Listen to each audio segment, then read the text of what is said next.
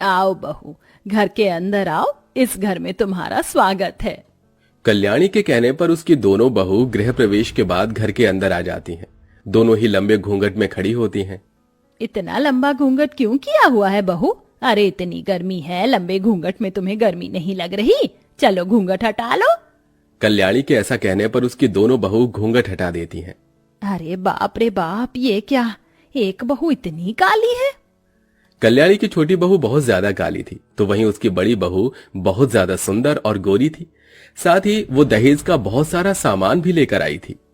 Oh my God, मुझे तो बहुत ज्यादा गर्मी लग रही है। माँ जी, मेरे कमरे में मेरा एसी लगवा दीजिए। मैं अपने मायके से दहेज में एसी लेकर आई हूँ। हाँ हाँ बहू, अभी लगवा देती हूँ। और ये जितना भी मेरे दहेज में सामान आया, ये सारा सामान मेरे ही कमरे में होना चाहिए, ठीक है माँ जी? अरे बहू, ये तेरे दहेज का सामान है तो तेरे कमरे में ही जाएगा, तू चिंता क्यों करती है?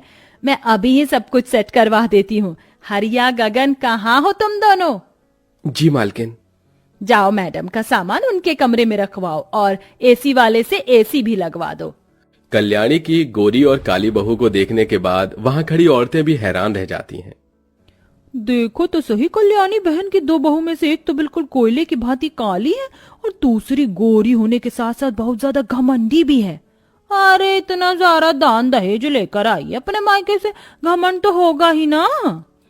ये सारी बातें सुनने के बाद कल्याणी मेहमानों से कहती है, आप सभी प्रिय मेहमानों ने अगर खाना खा लिया है तो आप अपने घर जा सकते हैं, क्योंकि आज का फंक्शन यहीं समाप्त होता है।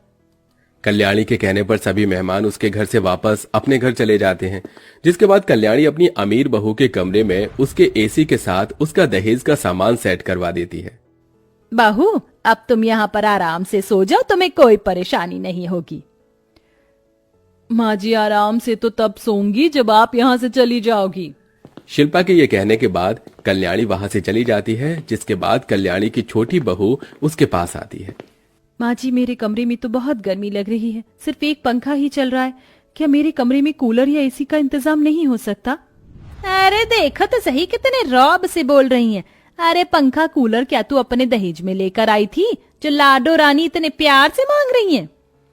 लेकिन जेठानी जी के कमरे में तो लगा है एसी। अरे उसके कमरे में तो लगेगा ही, क्योंकि वो दहेज में AC, fridge, cooler, sofa set सब कुछ लेकर आई है। लेकिन तू क्या लेकर आई है? अगर तुझे इतना ही शौक था तो अपने मायके से दहेज क्यों नहीं लेकर आई? माँ जी, आप ऐसी बातें क्यों कर रही हो? आप तो सब जानती हो कि मेरे माता पिता कितने गरीब हैं, कितनी मुश्किलों से उन्होंने मेरी शादी की थी। अरे हाँ, पता था कि तेरे माता पिता गरीब हैं, लेकिन इतने फकीर हैं यह नहीं पता था कि अपनी बेटी को एक जोड़े में ही भेज देंगे। कल्याणी इस तरह ताने सुनाकर वहां से चली जाती है। जिसके बाद बेचारी सलोनी को अपनी सास की बातों का बहुत बुरा लगता है। हे भगवान, तूने मुझे ऐसा क्यों बनाया? काश कि तू मुझे थोड़ा सा अमीर ही बना देता, नहीं तो मेरे इस काले रंग को दूर करके मुझे गोरा ही बना देता। कम से कम मुझे अपने ससुराल में ये जिल्लत भरी जिंदगी तो सहन नहीं करनी पड़ती। सलोनी रोते हुए अपने कमरे में चली जाती है, जहां उसे एक पंखे के नीचे ही गुजारा करना पड़ता है। ऐसे ही वो दिन बीत जाता है। रात को जैसे तैसे सलोनी गर्मी में सो जाती है, तो वहीं घर की बड़ी बहू अपने एसी वाले कमरे में चैन की नींद सोती है। अरे सलोनी, तुम आ गई, लेकिन तुम्हारी जेठानी कहाँ है? माँ जी, जेठानी जी तो अभी सो रही हैं। अच्छा, अभी तक उठी नहीं? रुको, मैं उठा कर लाती हूँ। कल्याणी अपनी गोरी बहू के कमरे के बाहर दरवाजा खटखटाती है।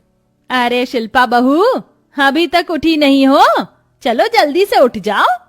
शिल्पा अपनी सास की आवाज सुनने के बाद नींद में उठकर दरवाजा खोलती है। क्या हुआ माँ जी, क्यों इतनी सुबह सुबह मुझे जगाने के लिए आ गई? बहू, अपनी पहली रसोई की रस्म के लिए तैयार हो जाओ, मैं तुम्हारा नीचे इंतजार कर रही हूँ। शिल्पा ये सुनते ही कल्याणी के मुंह पर ही दरवाजा बंद कर देती है। शादी हुए देर नहीं होती और सास अपने रंग दिखाना शुरू कर देती हैं। शिल्पा ऐसा सोचकर पहली रसोई के रस्म के लिए तैयार होने लगती है। जब तक वो अपने कमरे में होती है तो उसे गर्मी नहीं लगती, लेकिन जब वो अपने कमरे से बाहर आती है तो उसे बहुत गर्मी लगने लगती है। अरे बहू, तुम आ गई, चलो अच्छी बात है। रसोई में तुम्हारी देवरानी सभी के लिए अपने हाथों से खाना बना रही है। जाओ, तुम भी अपनी पहली रसोई में जो तुम्हें सही लगे वो बना लो। अरे बाप रे बाप, जरा देखो तो सही, माँ जी कितनी गर्मी है और इतनी गर्मी में मुझसे तो रसोई में जाकर खाना नहीं बनाया जाएगा। अभी मैं अपने कमरे से बाहर ही निकली थी, देखो ना मेरे चेहरे से कैसे पसीना टपक रहा है, सारा का सारा मेकअप भी खराब हो जाएगा। अच्छा बहू ये बात है तो फिर कोई बात नहीं, तुम एक काम करो, तुम अपने कमरे में ही चली जाओ, वहां आराम से एसी की हवा में बैठो। वैसे भी वो कल्लो मैया रसोई में खाना तो बना ही रही है, जब वो सारा खाना बनाकर खाने की टेबल पर लगा दोगी तो तुम कह देना कि तुमने बनाया है। कल्याणी के ये कहने पर उसकी बड़ी बहू बहुत खुश होती है। अरे वाह माँ जी, आप तो बहुत अच्छी हो। चलो फिर ठीक है, मैं अपने कमरे में जा रही हूँ आराम करने, जब खाना बन जाएगा तो आप मुझे आवाज लगाकर बुला लेना। शिल्पा ऐसा कहकर अपने कमरे में चली जाती है, जहां वो मस्त एसी की ठंडी ठंडी हवा खाती है, तो वहीं बेचारी सलोनी पसीने में भीगते हुए रसोई में खाना बना रही होती है। हे भगवान, कितनी गर्मी लग रही है, बहुत पसीना आ रहा है, मेरे तो कपड़े भी गीले होने लगे पसीने की वजह से। सलोनी को अपनी पहली रसोई में इतनी गर्मी लगती है कि उसे कई बार तो हवा खाने के लिए बाहर हॉल में पंखे के नीचे आना पड़ता है। वो ऐसा 2 से 3 बार करती है। जरा सा भी खड़ा नहीं होया जा रहा है, ऐसा लग रहा है जैसे किसी भट्टी में बैठी हूँ और खाना बना रही हूँ। कहीं खाना बनाते बनाते गर्मी में मेरी ही कोई डिश ना बन जाए। सलोनी इस तरह गर्मी में परेशान होकर अपनी पहली रसोई की रस्म जैसे तैसे करके पूरी करती है। वो खाने में गुलाब जामुन, रसमलाई के साथ साथ मटर पनीर की सब्जी, आलू पूरी और रायता बनाकर टेबल पर लगा देती है। तभी उसकी सास कल्याणी अपनी गोरी सुंदर बहू को बुला लेती है। सब लोग खाने की टेबल पर बैठ जाते हैं और खाने की तारीफ करने लगते हैं। अरे वाह, आज का खाना तो सच में बहुत स्वादिष्ट बना है। क्या बात है, ऐसा मन कर रहा है कि खाना बनाने वालों के हाथों को चूम लूं। सच कहा मयंक, खाना तो बहुत अच्छा बना है। आखिर किसने बनाया है?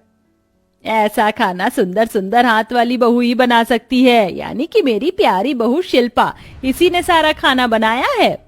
ये सुनते ही सलोनी के तो पैरों तले जमीन खिसक जाती है। वो हैरान होकर अपनी सास को देखने लगती है। अरे ये क्या, माँ जी को सब पता है कि सारा खाना मैंने बनाया, उसके बाद भी इन्होंने सारे खाने पर मेरी जेठानी का नाम रख दिया। माँ जी ऐसा क्यों कर रही हैं? सलोनी हैरान हो चुकी थी, उसे तो कुछ समझ ही नहीं आ रहा था। इतने में कल्याणी उसे डांटते हुए कहती है, अरे तुम क्या खड़ी हो, एक काम ठीक से नहीं करती हो, देखो रसोई में अभी गंदगी हो गई है, उसे साफ करो। कल्याणी के ऐसा कहने पर सलोनी की आंखों में आंसू आ जाते हैं और वो रसोई में जाकर रसोई साफ करने लगती है, जिसके बाद वो अपनी किस्मत पर रोने लगती है। मुझे नहीं पता था कि गर्मी में इतनी मेहनत से खाना बनाने के बाद भी सारा क्रेडिट मेरी गोरी जेठानी ले जाएगी। ये तो सरासर नाइंसाफी है मेरे साथ। सलोनी को ही गर्मी में सारे काम अकेले करने पड़ते हैं, जिसके चलते सलोनी बहुत ज्यादा थक जाती है और वो कुछ दिनों के लिए अपने मायके चली जाती है। उसके मायके जाने के बाद शिल्पा किसी काम को हाथ नहीं लगाती, जिसके चलते घर के सारे काम गर्मी में कल्याणी को ही करने पड़ते हैं। शिल्पा बहू, मैं कपड़े धोने जा रही हूँ, तुम रसोई में जाकर सभी के लिए खाना बना लो। आप क्या पागल हो गई हो? इतनी गर्मी में मुझसे खाना नहीं बनेगा, अपने आप बना लो। और हाँ, एक बात और सुनो, मैं कोई इस घर की नौकरानी नहीं हूँ कि कोई भी काम आप आकर बता दोगी मुझे। आइंदा मुझे कोई काम बताने की जरूरत नहीं है। यह सुनते ही कल्याणी को बहुत बुरा लगता है। उसे पहली बार अपनी गलती का एहसास होता है। ये क्या, जिस बहू को मैंने पलकों पर बिठाकर रखा, आज उसने मेरे साथ ऐसा किया।